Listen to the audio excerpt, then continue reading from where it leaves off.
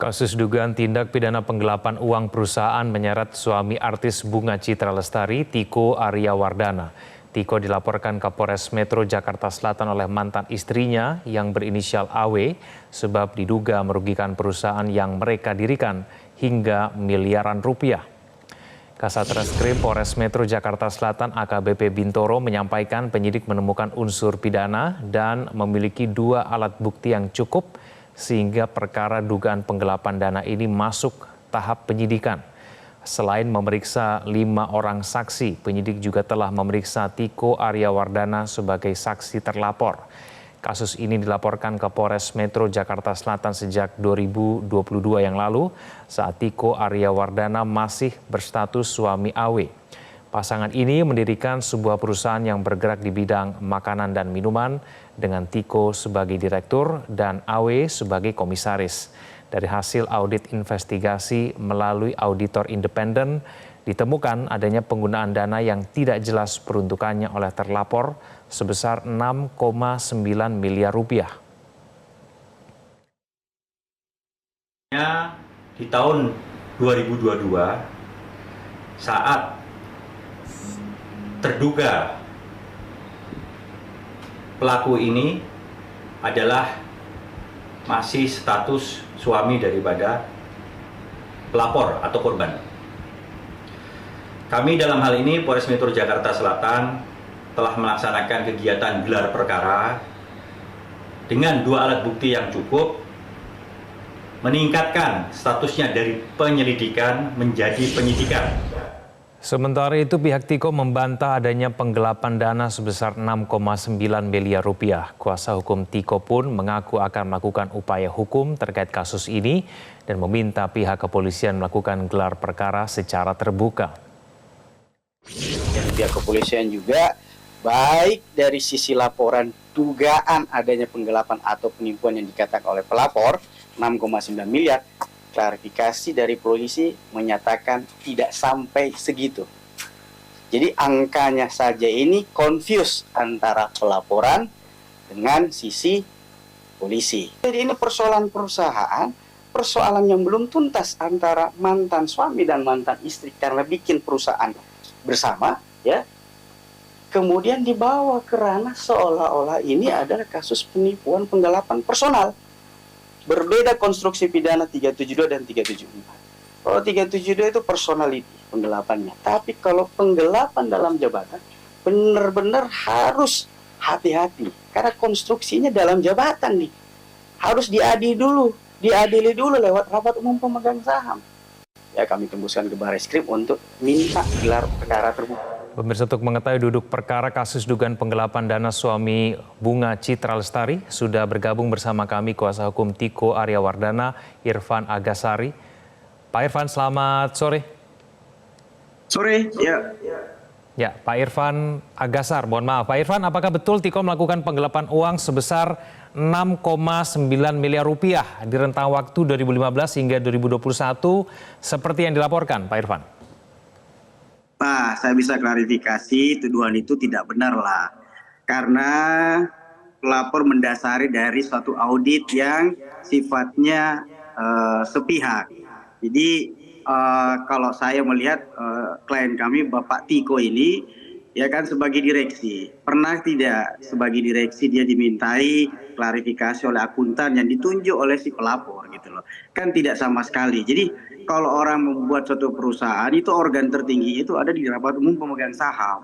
Jadi seluruh persoalan perusahaan, baik itu berkaitan dengan manajemen, baik itu berkaitan dengan pengelolaan perusahaan, itu harus dipertanggungjawabkan lewat rapat umum pemegang saham. Dan sampai saat ini klien kami Tiko, Mas Tiko itu tidak pernah dipanggil atau memberikan klarifikasi dalam rapat umum pemegang saham. Padahal si pelapor ini bertindak sebagai komisaris. Komisaris itu tidak pernah juga menjalankan tugasnya sebagai komisaris, mengawasi direksi. Ya, kenapa baru-baru setelah bercerai dan kemudian kasus ini mencuat? Gitu. Ini kan menjadi pertanyaan. Kenapa pada saat bersama tidak diselesaikan secara baik-baik, diklarifikasi dengan benar, dijalankan sesuai dengan aturan undang-undang PT gitu sebagai pemegang saham, sebagai komisaris, sebagai direksi. Itu yang kami sayangkan.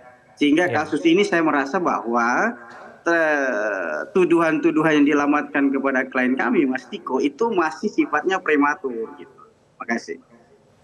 Pak Irfan, menurut pelapor ada laporan keuangan yang dimanipulasi oleh klien Anda untuk menyembunyikan kondisi keuangan perusahaan yang sebenarnya. Apakah betul? Ya. Gini, kalau persoalan manipulasi atau tidak, sekali lagi saya tegaskan, ini adalah perseroan terbatas. Ada mekanisme-mekanisme di dalam perseroan terbatas yang diatur oleh Undang-Undang PT, ya, yang harus dijalankan terlebih dahulu, bukan seujug-ujug pergi melaporkan. Jadi saya merasa bahwa tuduhan-tuduhan sepihak yang dikatakan bahwa klien kami melakukan penipuannya mana? Restorannya ada kok, perusahaannya ada kok, penggelapannya mana? Gitu loh. Kalau audit sepihak semua orang bisa bikin audit, Mas. Justru sekarang kami tuntut adalah mari proses yang ada di Kepolisian Metro Jakarta Selatan itu segera kami minta ekspos perkara, gelar perkara supaya klien kami bisa ya memberikan keterangan-keterangan yang lebih detail berkaitan dengan persoalan ini. Jadi kalau hanya persoalan auditnya berada dari sisi pelapor, ya semua sifatnya subjektivitas, bukan objektivitas. Yang kita harapkan dalam kasus ini jangan ada penggiringan opini seolah-olah klien kami melakukan ini, padahal ini melakukan penipuan, penggelapan, padahal ini persoalan yang belum tuntas dalam perseroan, gitu loh.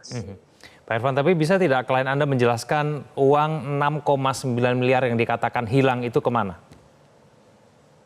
Kalau persoalan uang 6,9 miliar itu harus diselesaikan melalui rapat umum pemegang saham. Ayo kita duduk bareng-bareng. Ini yang belum pernah terjadi. Klien kami juga bingung 6,9 miliar itu hitungannya dari mana? Gitu loh. Jangan sampai modal tambah biaya sewa gedung tambah pembayaran gaji karyawan ini ditambah semua seolah-olah ini kerugian. Berbisnis itu harus ada untung rugi. Kalau berbisnisnya tidak mau rugi ya jangan deposito aja uangnya di bank gitu loh. Orang berbisnis itu kan pasti ada resiko, apalagi lini bisnisnya adalah restoran, jual makan dan minum, laku nggak laku udah biasa itu, Mas. Ya, Pak Irfan, karena sudah ada 2 alat bukti yang cukup, maka status kasusnya sendiri sudah naik ke penyidikan. Tanggapan dari kuasa hukum seperti apa, Pak Irfan? Kita menghormati proses yang ada di kepolisian, tetapi pihak kepolisian juga kami sudah meminta kepada Kapolda Metro Jaya, Bapak Kapolri untuk membuat persoalan ini menjadi terang dengan melakukan gelar perkara terbuka. Biarkan kami memberikan dalil-dalil kami bahwa pelaporan itu tidak benar. Fakta-faktanya akan kami siapkan semuanya. Gitu loh. Klien kami punya hak dalam posisi mengklarifikasi tuduhan-tuduhan dari pelapor. Pak Irfan, apakah klien Anda akan kooperatif dalam proses penyidikan ke depannya ini?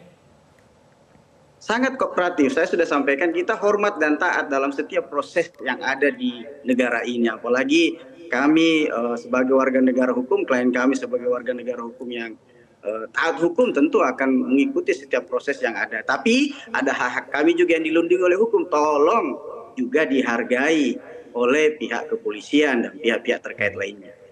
Pak Irfan, apakah akan ada upaya menyelesaikan kasus ini secara kekeluargaan dari klien Anda? Mas Tiko itu dari dulu mencoba untuk berkomunikasi secara kekeluargaan. Apalagi ini kan mereka dalam mantan suami istri ya. Jadi walaupun sekarang Mas Tiko sudah punya keluarga baru, tapi tidak dengan kasus ini tidak menutup, tapi ada ruang-ruang tertentu yang memang dari sisi pelapor, misalnya pada saat Mas Tiko melakukan komunikasi kepada lawyer awal dalam kasus ini, ternyata beberapa hari kemudian lawyer itu tidak dipakai lagi sebagai kuasa hukum, jadi komunikasi menjadi terputus gitu loh. Baik, Pak Irfan Agasar, kuasa hukum dari Tiko Arya Wardana, terima kasih sudah bergabung bersama kami di Prime Time News. Selamat sore. Jelajahi cara baru mendapatkan informasi. Download Metro TV Extend sekarang.